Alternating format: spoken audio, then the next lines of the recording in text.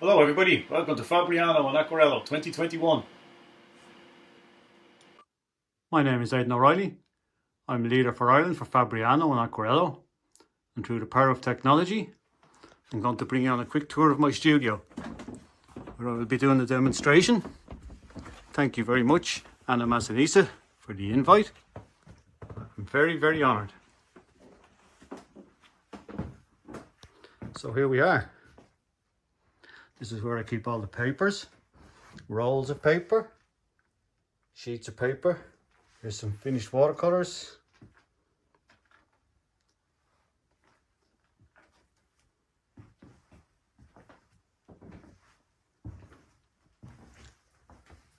The Fabriano hat. Some alligator clips. Another area for paper. Finished paintings. Brushes. More paints. Palettes. Sink, very important. Water.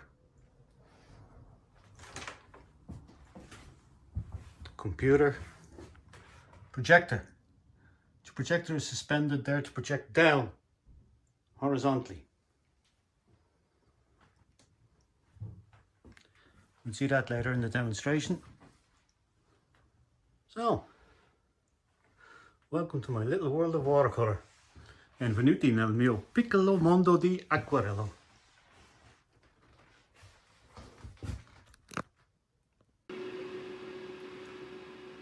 Hello everybody, here we are again. This demonstration, I'm going to be talking a little bit about one of the most beautiful properties of watercolour, and that's its transparency. This is a single colour Payne's grey. In its natural state here, it's completely opaque. We're going to be using water here, which is the opposite, completely transparent. So, if we use a small bit of pigment added to the water becomes less transparent. And vice versa, if we add a little bit of water to the pigment, it becomes less opaque. So something which is 100% opaque can become transparent, and something which is 100% transparent can become opaque. And that is a little bit of the science behind the transparency of watercolour. So to demonstrate very clearly, a lot of water and gives a very light wash. More pigment, obviously it becomes slightly darker.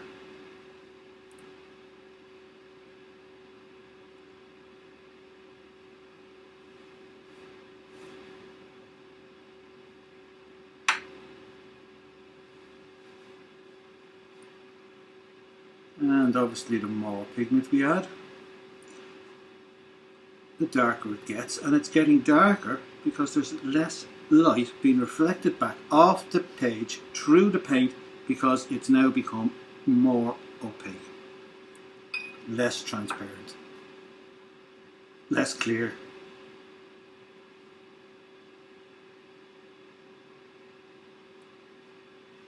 And as we progressively add more,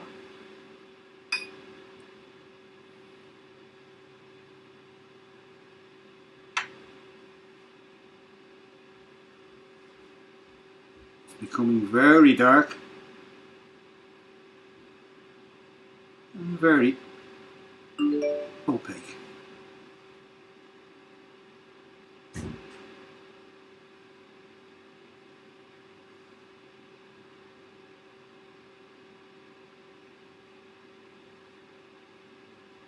Until finally it becomes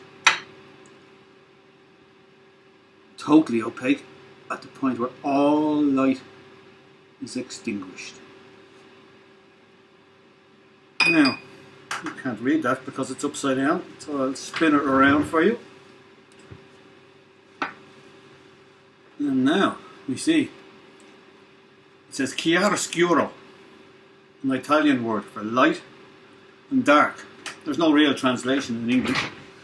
Chiaroscuro was developed by the masters in the Renaissance, Caravaggio, Michelangelo, and they were masters of light.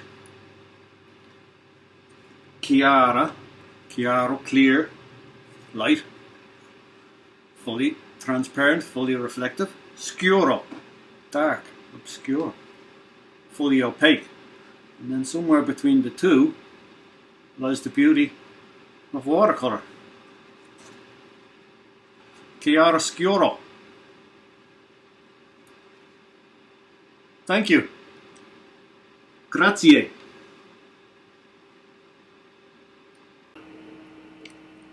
Okay, what we're looking at here is a photograph projected onto the paper. I use an Epson projector. A lot of artists use projectors. It saves time in the drawing. It can give accuracy to the drawing. It allows you to see what your image is going to look like on the page before you proceed. This is an image of Dublin Bay. Nighttime, twilight.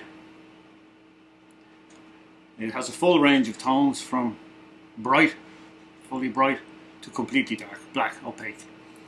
The object here now is to draw the vague shapes and highlight where the highlights are going to go. I'm using the projector to make this easier, to make life quick.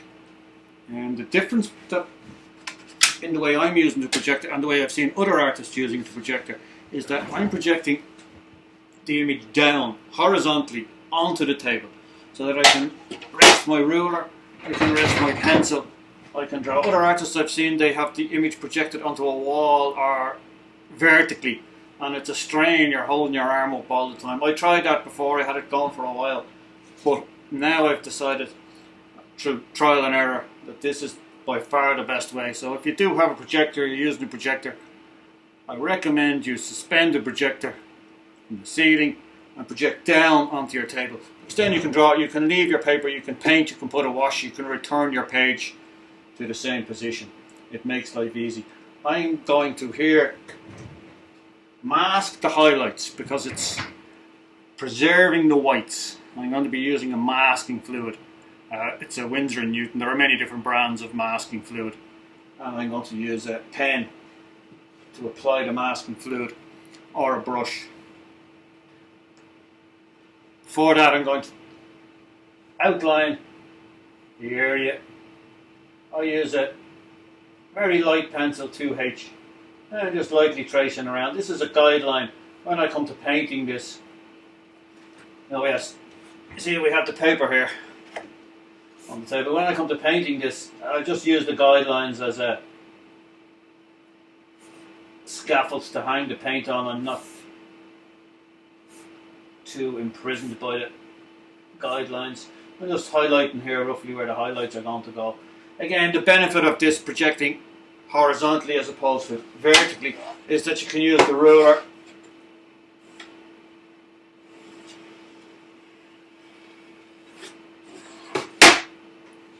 like so. Thank you.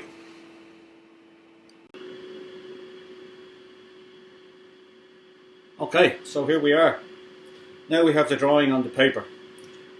Using the projector. There are many different ways to get your drawing on the paper.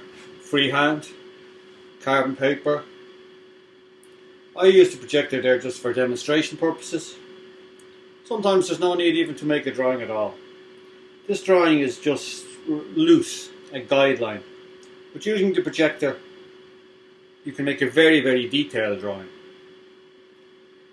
In this case, I just wanted a guideline to show me where to put the masking. Now here's a thing, a number one tip for the masking fluid, for anybody who's ever had an accident with the masking fluid. I have the masking fluid glued to a piece of wood, simply to stop it falling over because I had too many spillages. The masking fluid in this case is to preserve the highlights. It's in the darkness that the light shines brightest. So the masking fluid, do not use your best paintbrushes because it can be quite difficult to clean them off. You can apply the masking fluid in many different ways. I'm going to be using, it's an old paintbrush simply, and a stylus. You know, this nib allows me very fine control and allows me to use fine lines in the image. Okay, this image, I would like to have 2 or 3 horizontal lines running across the picture, pretty straight. So we're going to use a ruler for that, and the masking fluid. So,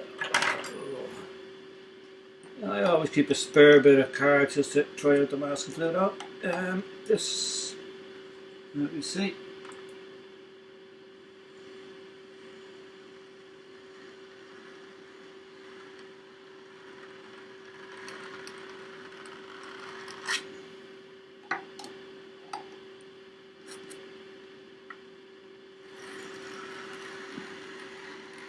Slightly finer lines.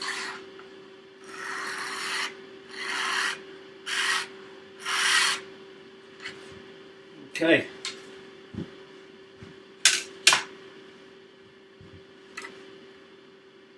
For the lights here, we're going to use the brush.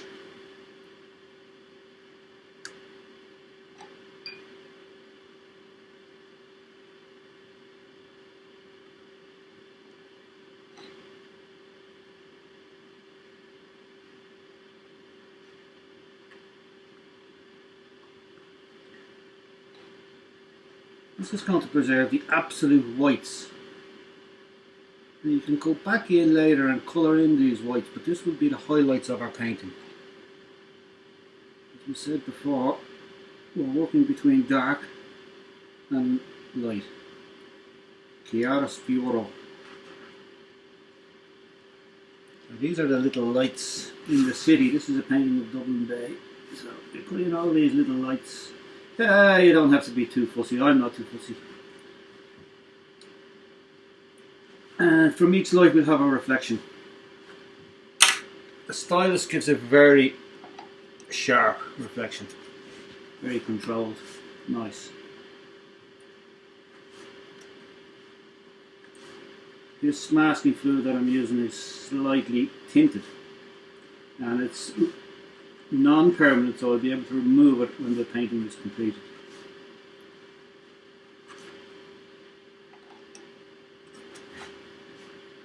Again, this is just one method of preserving the whites. You can paint around the whites, but this allows you to preserve a very sharp white. The paper I'm using here is high quality. It's Arches paper. Fabriano also makes fantastic papers. When I started teaching first, I was teaching team teaching, and I advised the class to use the cheapest paper and cheapest paints that they could get. And the other teacher immediately stopped me and said, I'm going to say the complete opposite. Get the best paints and the best paper that you possibly can get. And I have to say, she was 100% right. So now I always use the best paint and the best paper that I can possibly get, because you're giving yourself a head start. This paper is beautiful and the paints I'm using are beautiful. I'm using the best pens. I'm making life easy for myself. I'm not struggling. The paper is already beautiful. This paper has a sizing on it. It's a rough paper, so because of the texture of the paper, it reflects the light back at different angles, and as the light changes through the day, the reflection of that light through the paint changes, so you have an ever changing light. That's one of the beautiful things of watercolour. It's like stained glass and cathedral.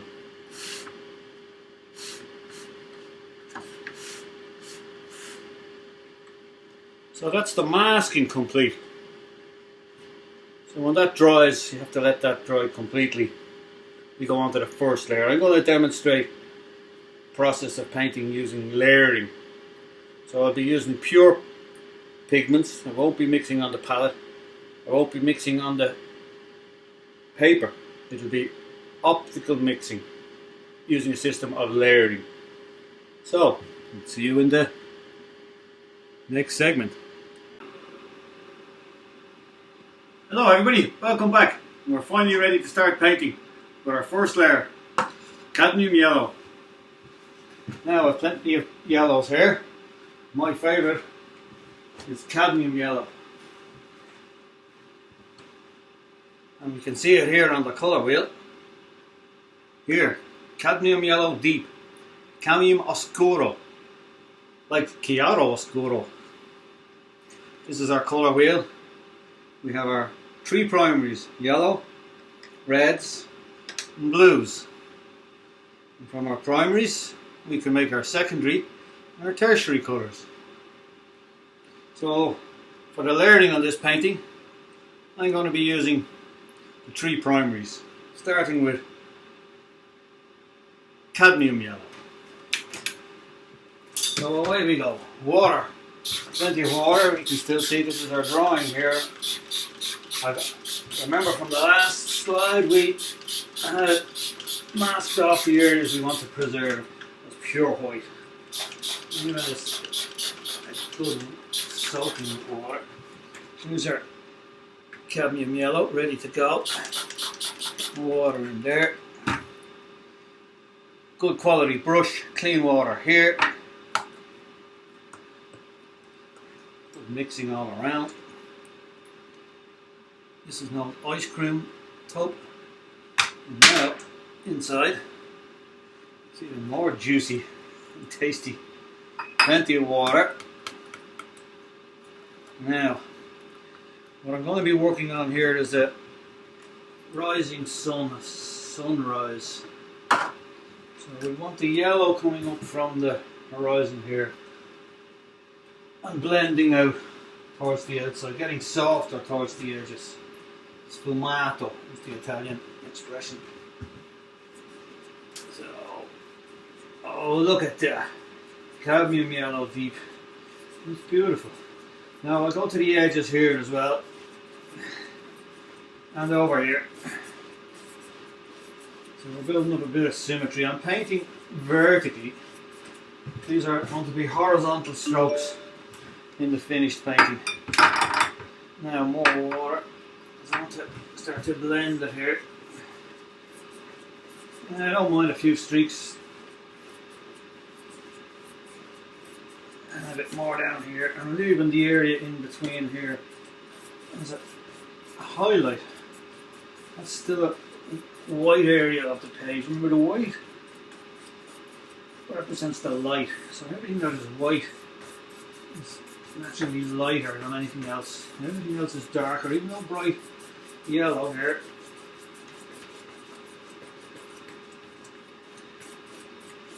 It's a bright colour. It's actually moving some of the transparency that we spoke about earlier. This is highly watered down, so it's very transparent and allows the light to reflect back off the page through the yellow.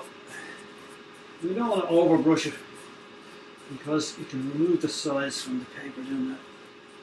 We want to blend it, we don't have to be too fussy. Now, we're going parallel there. Generally speaking, I find we go slightly at an angle here. It gives it just a little bit more life and a little bit more realism. These strokes will come into play later when we start to add the reds and the blues and finally the blacks. You can see the paper's gone a bit wobbly there. That doesn't put me off. A lot of people stretch the paper. I don't stretch the paper. I'm too lazy. I will be flattening it out pretty much with the hairdryer later. So now that's cadmium yellow layer on. We have to let that dry naturally, or with the hairdryer. I'll be doing it with the hairdryer because it speeds up the process. One thing about the hairdryer is it tends to soak out and suck out a little bit of the colour. I'm just going to see it now there. Looking a little bit more.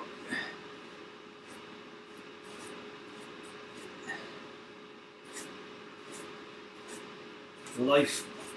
Now, yeah, the hairdryer tends to suck out a little bit of the colour. So if you let it dry naturally, you don't have that. It takes so long. So I'm going to dry this with the hairdryer.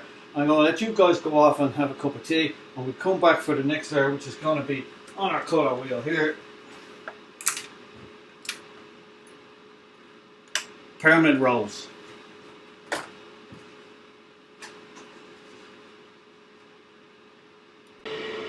So now we have our first layer finished. It's yellow and it's completely dry. We're going to be working with a second layer. The second layer on top of the yellow layer will be a red layer. So our yellow is our first primary colour to add. Then we'll be adding a red layer, but when the red layer goes on top, because it's transparent, the yellow layer will be coming through and making an orange layer. Similarly, if we add a blue layer, it would become green. So we have our three primaries, red, yellow and blue. We mix the red and the yellow, we get an orange. We mix the yellow and the blue, we get a green. If we mix the three together, we get what's called a tertiary colour. It's the browns in here, in this area here. So now what we're going to do is, what I'm going to do, you're going to watch. I'm going to add a layer of permanent rose. It's a beautiful colour. First of all, I'm going to wet the paper.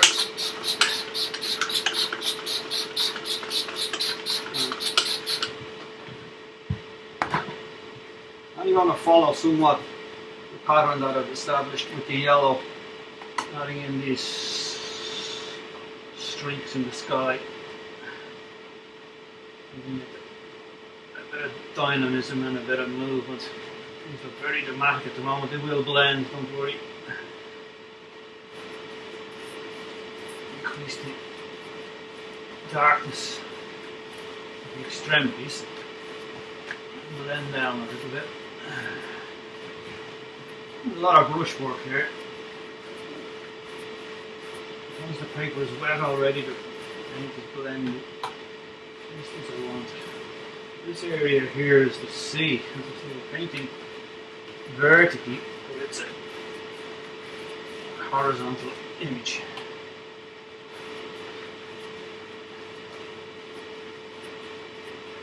This looks very pink. Don't worry. I'm going to be going over this with the blue. The blue and the red. And the purple.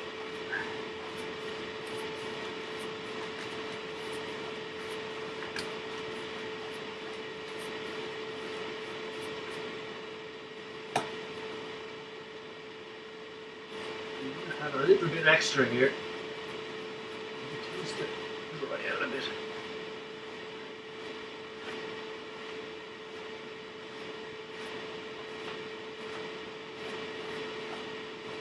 We can flick on a couple of clouds. More life. And then a bit.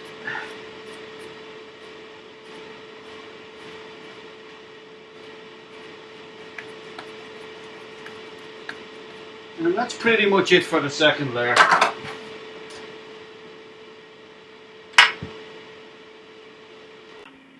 Okay, so now we're ready for layer number 3.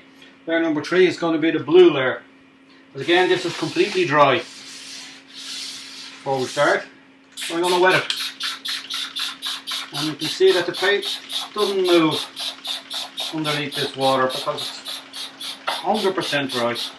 We've got a good soak in here now. The next layer I'm going to add on is a layer of pale turquoise. It's a beautiful, beautiful, beautiful colour.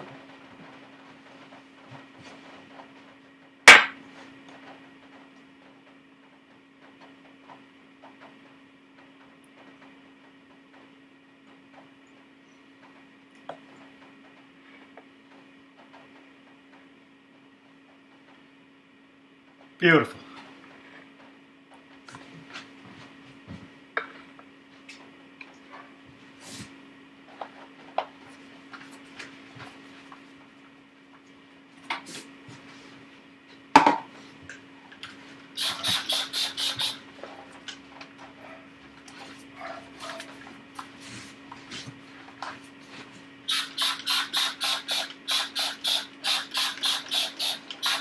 Plenty of water. I'm moving the paint with the water. I want it dark here.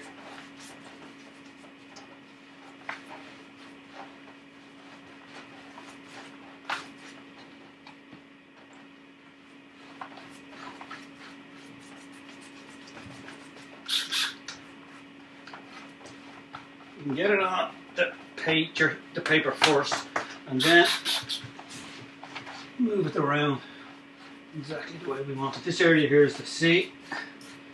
You see it's allowing that yellow and that permanent rose to come through the blue. So it's not a static colour.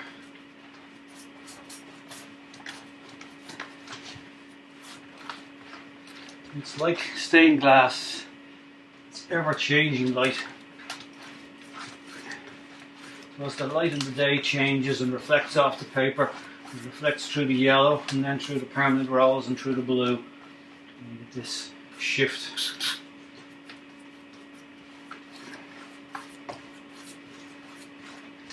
And it's more transparent towards the centre. And darker away from the light. That's pretty good. I'm going to go a little bit darker on the bottom here.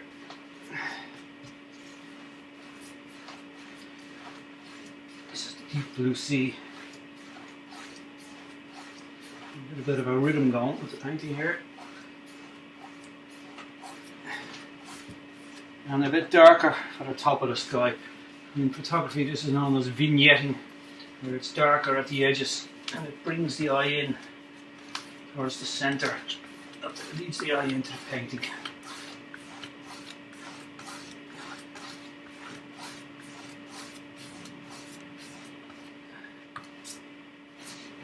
That's pretty good now. Again, try to resist the temptation to overbrush it. And if you get a few streaks, just go with it. So, that's the blue layer. See you guys next time. Okay, so now we have our sky and our sea. And this is completely dry. And these are transparent layers. Now I'm going to be bringing in an opaque layer. I'm going to be using the Payne's grey that we had from the first demonstration, the chiaroscuro, and a tiny bit of cadmium yellow.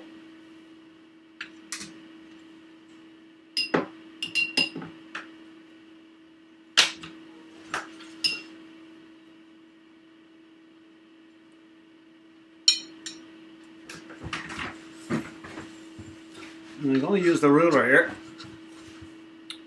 to bring in the straight line.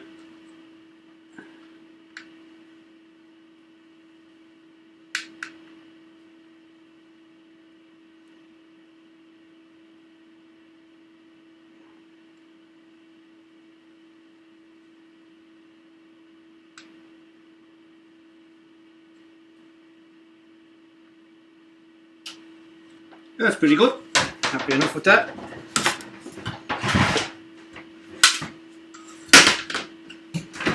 And now we paint in the trees using the cadmium yellow and the Payne's grey. And I'm going to use a Chinese brush here, a beautiful brush. Very quick. Yeah, following the lines here, but nothing too taxing.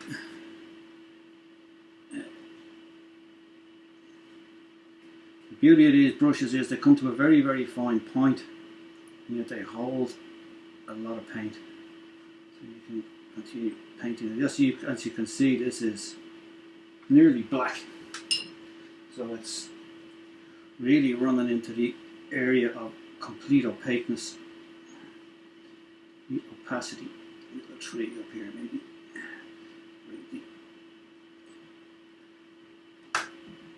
Monotony a little bit. Now this is our horizon, so our trees are dark up the top here. And we've got the full set of trees there, pretty much out of one brush stroke. Now along here, I'm going to bring a little bit of mist into the shadow. So wetting that area there a little bit more. You'll see. I'll come back to that now. I have my paint over here on the other table to avoid accidents. And you see the highlights are starting to show up now. This is our sea area here, so the trees will be reflecting. Not too sharply. I'm going for a little bit of symmetry. I'll come back to this edge. There's the dog barking in the background now. Maybe somebody come to the door. Somebody else will have to enter it. Now, so here we go. Here we have our sea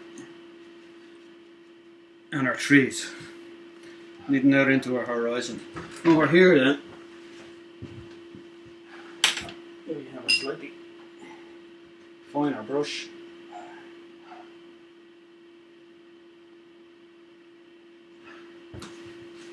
For some of the finer details.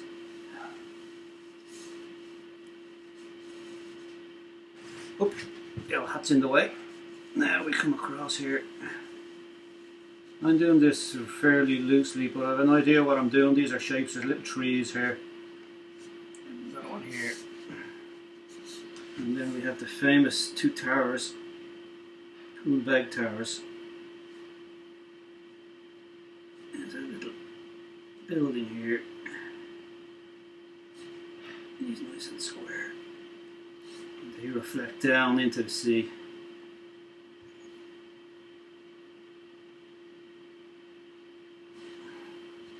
And when this dries then, we'll be able to remove the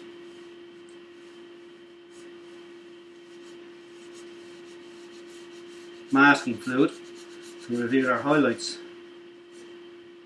So, over here, I just want to put a little dry or wet bit of mist coming in to separate the sea. It's a dry brush. Just coming across like this. And that gives the idea that we're in the sea. We have our towers, we have our beautiful sky. A blob there. Not too much worried about that. And that's pretty much it. I'm going to hit it with the hairdryer and dry it off. I'm going to come back then, remove the masking fluid and show how we put in the final highlights. So we're nearly at the end of our journey towards landscape using transparent and opaque watercolours. Now we're nearly done. Final thing now is to remove the masking fluid and add a small bit of colour to each of the lights. But before I remove the masking fluid, I'm going to soften the outline and create a little bit of a glow around each individual highlight. To do that, I'm going to use a bristle brush cut short. Dip it into the water and it will just soften the edge and lift the paint slightly. You have to be gentle but firm. A bit of tissue to lift the pigment, and you can see the glow around the light there.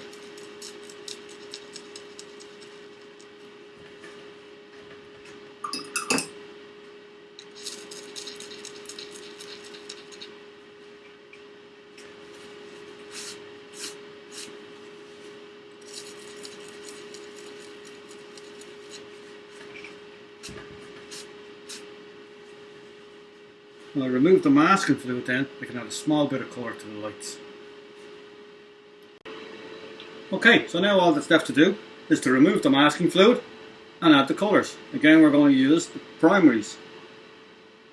Yellow, blue and red. These are similar to the colours which are used in the painting. It's a turquoisey blue, a pinky red and a cadmium yellow.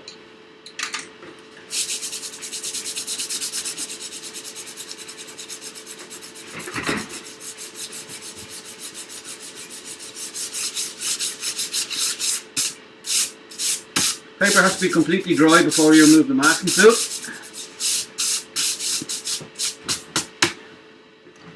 And now we add the colour to the lights. Street lights in Ireland are a yellowy colour. They're not LEDs. Really old fashioned bulbs. Now into the reflections.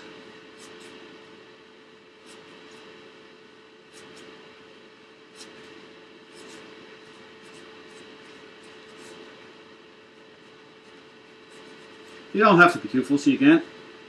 Outline of the odd one into the reflection here.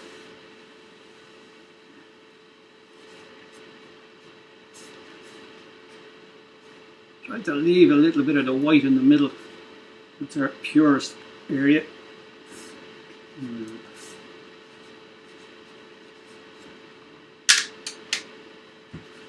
One or two of the pinky reddy ones, not too many. It's a bit of a strong colour. And one or two of these greeny ones.